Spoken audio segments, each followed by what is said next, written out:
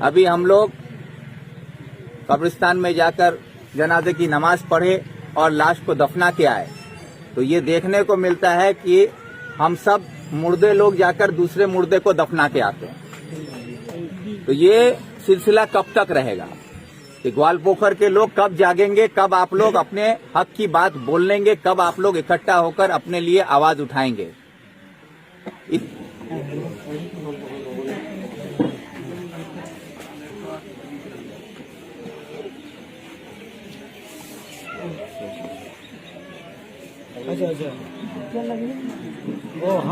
अब के अपने शहर इस्लामपुर में मिल रहा है एलईडी लाइट मेटल बोर्ड।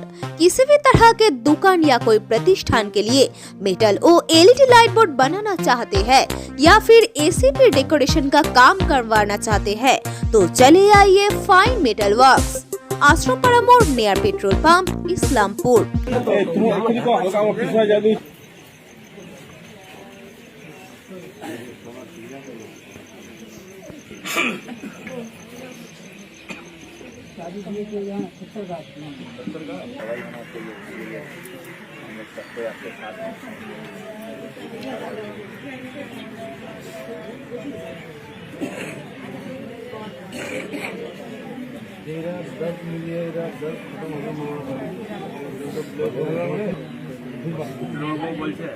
ইনশাআল্লাহ যার করি তোমার আল্লাহ और किसी खामोशा नहीं रहे, बातचीत बोलबें, खामोशी से परेशानी और भी संगीन होती है, तरफ दिल तरफने की जरा तस्वीर होती है।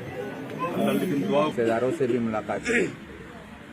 इनके घर में जो माहौल है, जो दुख का पहाड़ इन लोगों पर टूट पड़ा है, ये इसकी भरपाई तो हम नहीं कर सकते, लेकिन इतना जरूर कह सकते हैं कि इस तरह का हादसा जो यहाँ ग्वालपोखर में सरेआम हो रहा है, ये हुकूमत के नशे में चूर कुछ लोग कुछ भी कर दें, उन पर कोई कार्रवाई नहीं होगी, ये यकीन उसको यहाँ के तृणमूल के मिनिस्टर गुलाम रब्बानी साहब देते हैं कि गुंडागर्दी करने की छूट मिलेगी।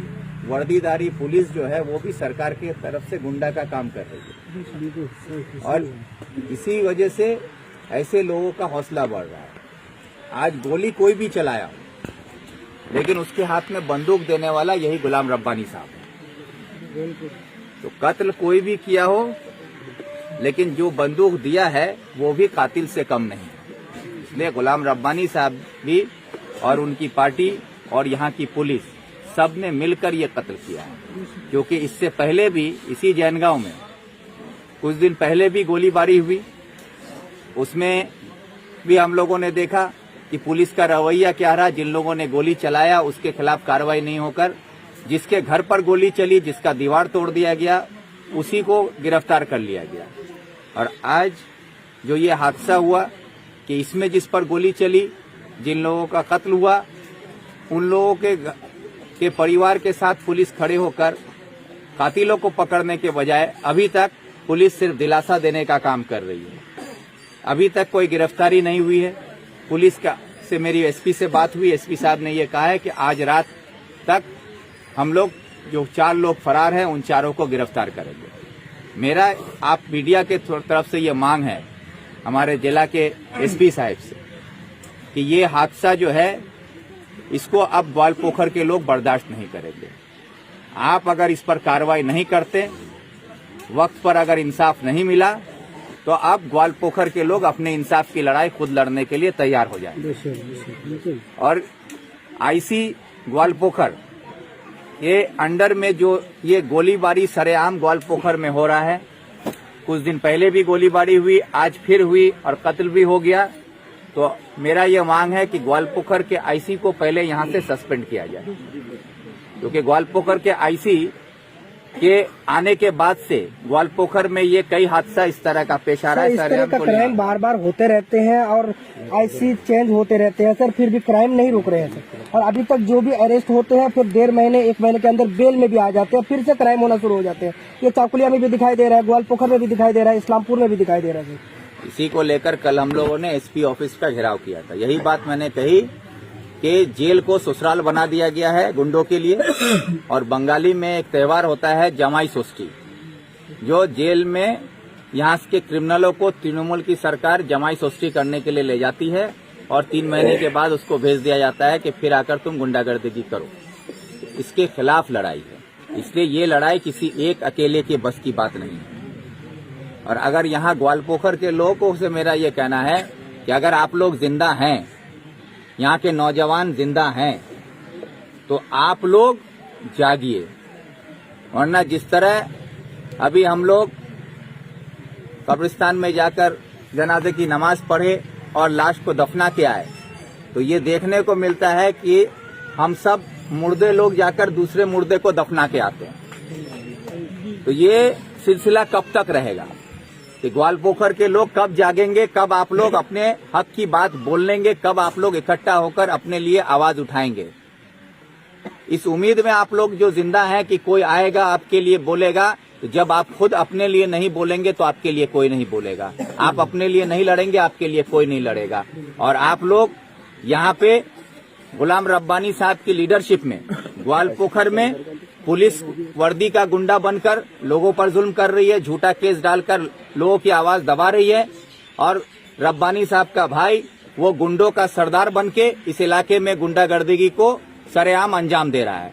और हमारे इलाके के नौजवानों को पंचायत वोट के वक्त में बूथ दखल करने के लिए जो गैर कानूनी हथियार सप्लाई किया गया था तृणमूल की तरफ से, आज वही हथियार इस इलाके के आम आवाम पर इस्तेमाल हो रहा है। आज उसी का ये नतीजा है कि आज जो हथियार से कत्ल हुआ है वो हथियार देने वाला कोई और नहीं, गुलाम रब्बानी साहब खुद हैं। और उसी हथियार से आज हमारे इस गांव में, जैन गांव में, एक नौजवान अपनी जिंदगी से हाथ धो लिया। आज इस परिवार पर पहाड़ टूट पड़ा है। अभी अभी खबर आई कि जिस बच्ची को गोली लगी थी उसकी भी मौत हो गई।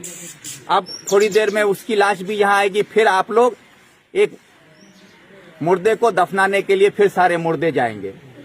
ये आप लोग कब तक करेंगे, ये मेरा सवाल सर, आज जो ये इंसिडेंट हुआ है ये बिल्कुल ग्वालपोखर थाना के गेट के सामने हुआ है सर। और बोला जा रहा है, अभी रूलिंग जो हमारे मोनीदा आया वो भी बोल रहा है कि हम जो है आईसी को चेंज कर देंगे, रातों रात चेंज कर देंगे। क्या आपको लग रहा है सर कि आईसी चेंज होने से कुछ बदलाव आ जाएंगे? आईसी को चेंज करना ये एक पनिशमेंट है, ये उसके लिए डिपार्टमेंटल पनिशमेंट होगा, लेकिन आईसी के चेंज होने से हमको इंसाफ नहीं मिलेगी। और मोनी साहब ये कहते हैं हम चेंज कर देंगे, तो अरे भाई आज आप मंत्री साहब आके बोलते हैं हम प्रधान चेंज कर देंगे। अरे प्रधान चेंज करने से और आईसी चेंज करने के बजाय आप अपनी हरकतों को चेंज कीजिए।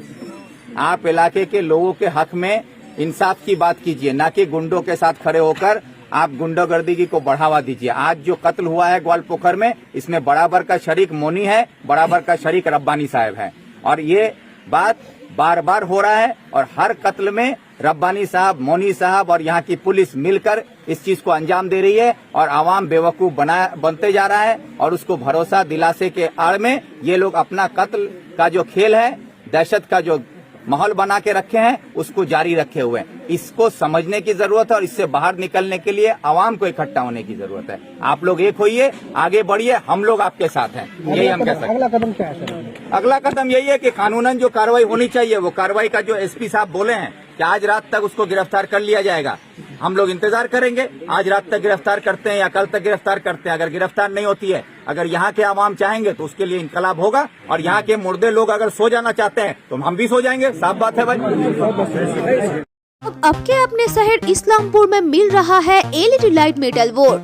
किसी भी तरह के दुकान या कोई प्रतिष्ठान के लिए मेटल और एलईडी लाइट बोर्ड बनाना चाहते हैं या फिर एसीपी डेकोरेशन का काम करवाना चाहते हैं तो चले आइए फाइन मेटल वर्क्स, आश्रमपुरा मोड़ नियर पेट्रोल पंप, इस्लामपुर।